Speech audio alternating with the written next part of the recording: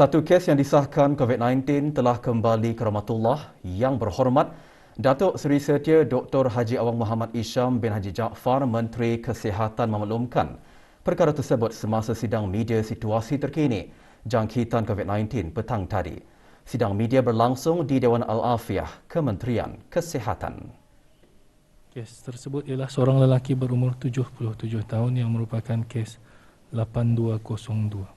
Kes ini telah mengalami masalah paru-paru setelah dijangkiti COVID-19 dan telah dirawat di unit rawatan intensif. Di kesempatan ini, saya mewakili warga Kementerian Kesihatan dan keseluruhan rakyat negara Brunei Darussalam mengucapkan takziah kepada keluarga kes berkenaan. Semoga roh Allah Yarham dicucuri rahmat dan ditempatkan bersama para solehin. Sementara itu, 423 kes baru jangkitan COVID-19 disahkan di negara Brunei Darussalam hari ini yang membawa jumlah keseluruhan kes kepada 10,251.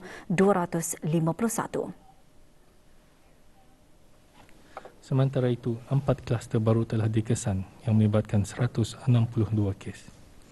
Kesemua kluster baru ini adalah kluster rumah kediaman di mana 2 daripadanya iaitu kluster Swi Sendirian Berhad dan kluster Nurisman Sendirian Berhad adalah kluster rumah yang menempatkan pekerja-pekerja syarikat berkenaan. Oleh yang demikian, jumlah kluster yang aktif adalah 170 kluster.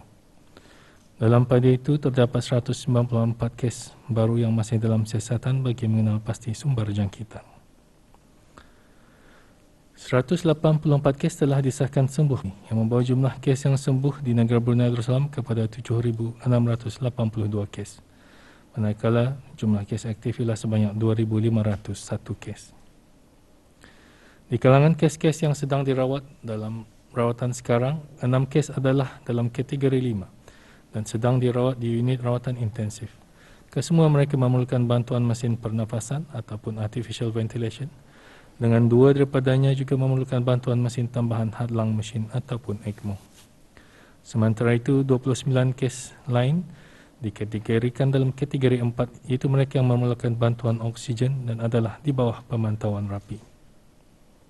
Sebanyak 6,203 sampel telah diuji bagi virus SARS-CoV-2 yang membawa jumlah keseluruhan ujian makmal dijalankan sejak Januari 2020 kepada 431,203 ujian.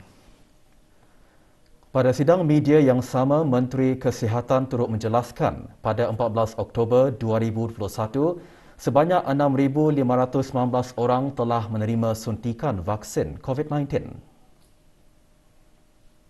Ini bermakna di bawah program vaksinasi kebangsaan, sebanyak 339,667 orang telah menerima satu dos vaksin COVID-19, iaitu 74.9% daripada jumlah penduduk negara. Manakala 224,028 orang telah melengkapkan 2 dos vaksin COVID-19, iaitu 49.4% daripada jumlah penduduk negara.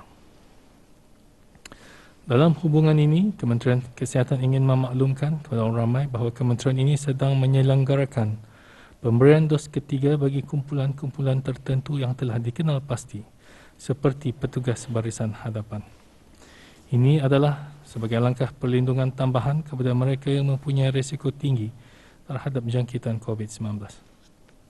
Pemberian dos ketiga ini akan dilaksanakan secara berfasa. Oleh yang demikian, sesiapa yang telah menerima dos kedua pada bulan Mei 2021 akan diberikan perjanjian untuk mendapatkan dos ketiga. Mereka yang telah dikenal pasti akan dimaklumkan melalui pesanan ringkas SMS ke nombor telefon bimbit yang didaftarkan dalam sistem BRUHIMS masing-masing.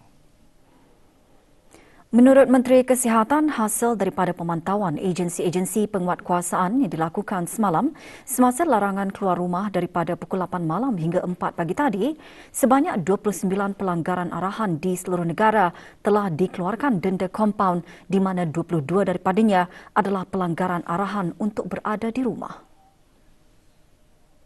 Sementara itu, mengambil kira jumlah kehadiran orang ramai ke Pusat Swab Kompleks Sukan Hospital Raja Isteri Pengeran Anak Saleha telah berkurangan selepas jam 8 malam, khususnya setelah operasi pulih bermula pada 4 Oktober 2021. Kementerian Kesihatan telah meneliti semula waktu operasi bagi pusat swab tersebut yang diubah kepada jam 8 pagi sehingga 8 malam setiap hari bermula Sabtu 16 Oktober 2021.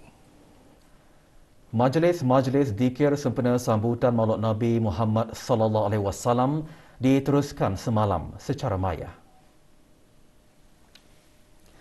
Kementerian Kesihatan menganjurkan majlis umpamanya dengan kerjasama Jawatan Kuasa Takmir Masjid Kampung Salam Bigar. Antaranya menyertai Yang Berhormat Datuk Seri Setia Dr. Haji Muhammad Isham bin Haji Jaafar, Menteri Kesihatan.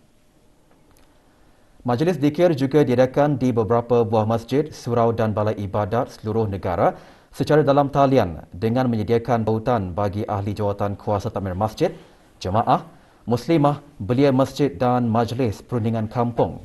Antaranya Masjid Setia Ali Pekan Muara yang turut disertai ahli Majlis Mesyuarat Negara. Majlis zikir di Masjid Kampung Kapok disertai oleh Awang Haji Amir Hisham bin Haji Masri, pemangku pengarah hal ehwal masjid. Masjid Kampung Penanjung, Masjid Rancangan Perumahan Negara Kampung Pandan dan Masjid Rancangan Perumahan Negara Kampung Ratai, Masjid Kampung Selangan juga tidak ketinggalan mengadakan majlis zikir secara maya. Pusat Dakwah Islamiah melalui bahagian pembangunan mu'alaf dengan kerjasama Pejabat Unit Dakwah Daerah Belaid meneruskan lagi majlis zikir bersama mu'alaf bagi daerah Belaid. Mengukuhkan kerjasama antarabangsa adalah perlu bagi memastikan vaksin untuk semua dan kepentingan fungsi pengawasan tabung kewangan antarabangsa IMF bagi menyokong ASEAN dalam mencapai kewangan yang stabil dan berdaya tahan. Menteri di Jabatan Perdana Menteri dan Menteri Kewangan dan Ekonomi kedua menekankan perkara tersebut semasa meja bulat IMF sampingan bagi mesyuarat Bank Dunia IMF tahunan yang diadakan secara maya.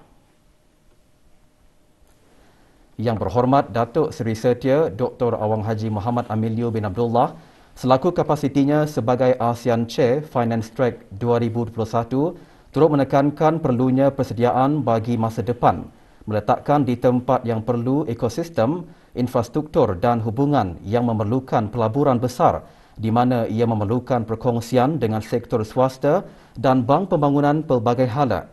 Yang Berhormat juga menghargai usaha IMF bagi pemulihan yang selamat selain memastikan pembentukan kewangan antarabangsa yang berdaya tahan. Mesyuarat dipengerusikan oleh Kristalina Georgieva, pengarah pengurusan IMF.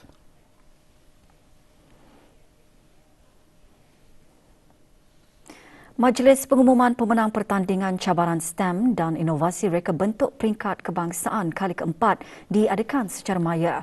Acara dianjurkan oleh Kementerian Pendidikan melalui Pusat Kerjasama Sains, Teknologi dan Alam Sekitar, Pusat STEP. Majlis secara maya itu disertai oleh Yang Berhormat Datuk Seri Setia Awang Haji Hamzah bin Haji Sulaiman, Menteri Pendidikan. Pertandingan tersebut dibukakan khas kepada pelajar secara berpasukan di sekolah-sekolah menengah kerajaan, institusi vokasional dan teknikal serta institusi-institusi pengajian tinggi. Bagi kategori Formula 1 kelas menengah, anugerah juara keseluruhan dimenangi oleh ketiga-tiga pasukan dari Sekolah Menengah Tanjung Maya. Tempat pertama dimenangi oleh pasukan Cross menerima anugerah terbaik Engineered Car. Tempat kedua pasukan Rampager dan menerima anugerah terbaik Reaction Time dan pemenang ketiga pasukan Nova Dragos.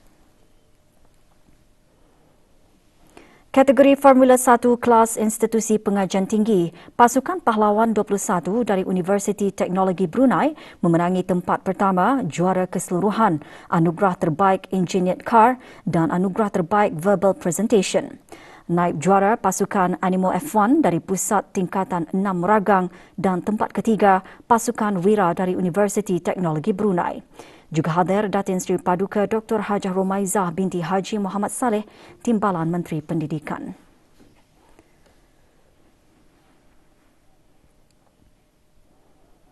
Negara Brunei Darussalam akan melaksanakan kajian pembangunan wanita yang akan digunakan bagi mengukuhkan pelan tindakan wanita di bawah Majlis Kebangsaan Isu Sosial.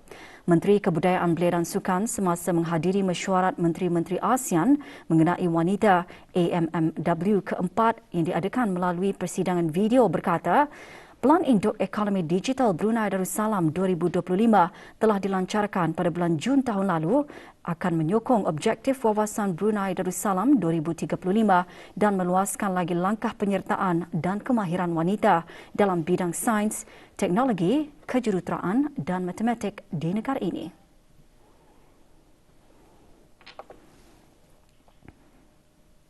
Yang Berhormat Major Jeneral Bersara Datuk Paduka Sri Haji Aminuddin Ehsan bin Pihin Orang Kaya Saiful Muluk Datuk Sri Paduka Haji Abidin turut menjelaskan beberapa inisiatif negara Brunei Darussalam seperti penyediaan pakej sokongan fiskal dan ekonomi termasuk bimbingan perniagaan dan latihan kemahiran untuk menangani kesan wabak COVID-19 kepada perniagaan kecil dan sederhana yang kebanyakannya dimiliki oleh kaum wanita. Platform bagi perusahaan sosial secara maya seperti Komuniti untuk Brunei yang berhasrat untuk membantu perniagaan kecil bergerak secara digital dan berskala naik dalam menuju revolusi industri keempat juga dikongsikan. Mesyuarat dirasmikan oleh Tuan dan Terutama Joko Widodo, Presiden Republik Indonesia dan dipengerusikan oleh Puan dan Terutama Gusti Ayu Bintang Darmawati, Menteri Pemberdayaan Perempuan dan Perlindungan Anak Republik Indonesia. Dengan tema Ekonomi Digital dan Rangkuman Kewangan untuk meningkatkan daya saing wanita ASEAN, AMW keempat diadakan untuk mempromosikan dialog membina sinergi serantau yang berorientasi ke arah mewujudkan persekitaran pemangkin bagi kaum wanita. Usaha sama negara-negara anggota ASEAN dalam memastikan pemulihan yang stabil dan inisiatif-inisiatif yang dipantau oleh Rangka Kerja Pemulihan Komprehensif ASEAN yang merentasi berbilang isu seperti kewangan, perdagangan dan kesihatan digariskan oleh Timbalan Menteri Kewangan dan Ekonomi Fiskal semasa mesyuarat Menteri Kewangan dan Governor Bank Pusat G20 kali keempat. Mesyuarat diadakan secara maya yang dipengerusikan bersama oleh Tuan Yang Terutama Daniel Franco, Menteri Ekonomi dan Kewangan Itali dan Tuan Yang Terutama Ignazio Visco, Governor Bank Itali.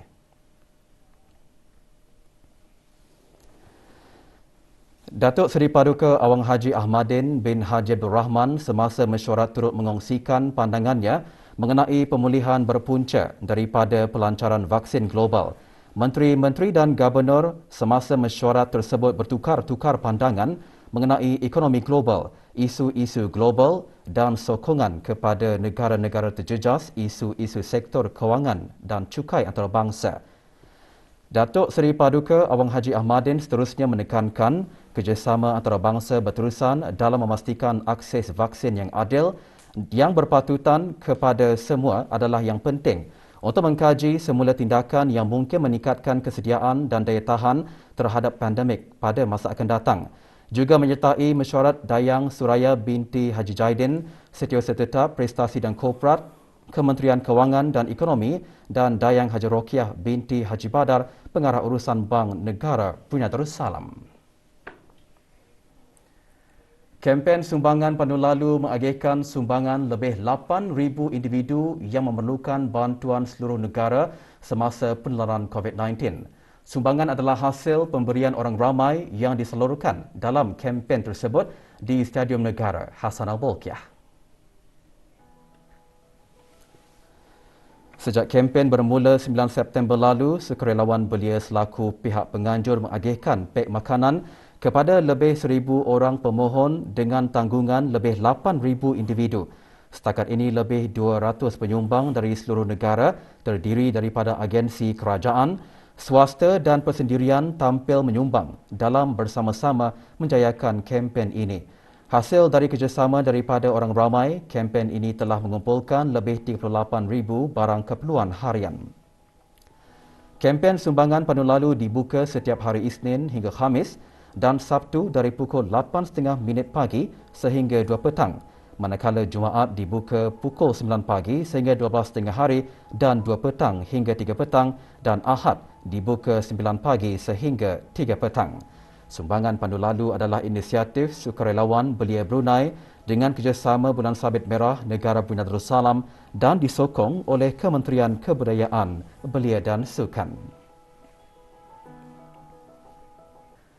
Meskipun berdepan cabaran dalam perniagaan semasa musim pandemik COVID-19, perusahaan KJB Enterprise terus melangkah meneruskan perkhidmatan dengan mengikut perubahan yang sesuai iaitu menjual produk-produk yang berkaitan dengan keadaan situasi masa kini.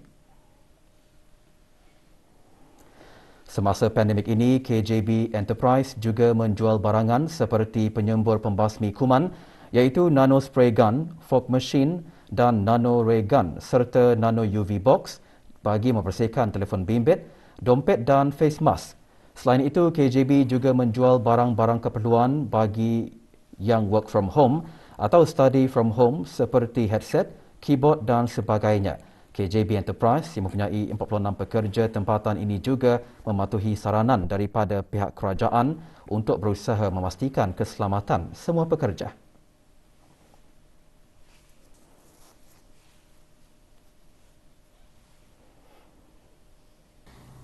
Indah dapat dinafikan keuntungan semasa COVID ini pun menurun dibandingkan yang sebelumnya. Tapi Alhamdulillah sebab ada perubahan strategi yang syarikat kami lakukan, kami masih dapat menampung kos operasi syarikat lah seperti gaji pekerja dan bayaran sewa buat masa ini. Walaupun negara dilanda wabak COVID-19, KJB Enterprise pada masa ini masih menawarkan servis jam dan juga pengantaran produk yang dibeli kepada pelanggan mereka. Malah perkhidmatan pengambilan barang dari negeri jiran juga masih dijalankan. Pasukan polis Diraja Brunei bersama agensi-agensi penguatkuasa yang berkenaan terus meningkatkan pemantauan semasa operasi pulih yang dijalankan pada 14 Oktober 2021 bermula pukul 8 malam sehingga 4 pagi.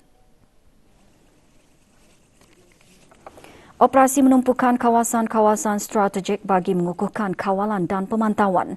Sebanyak 29 pelanggaran iaitu 16 kesalahan didapati di daerah Brunei dan Muara, 7 kesalahan di daerah Belait, 2 di daerah Tutong dan 4 kesalahan di daerah Temburong.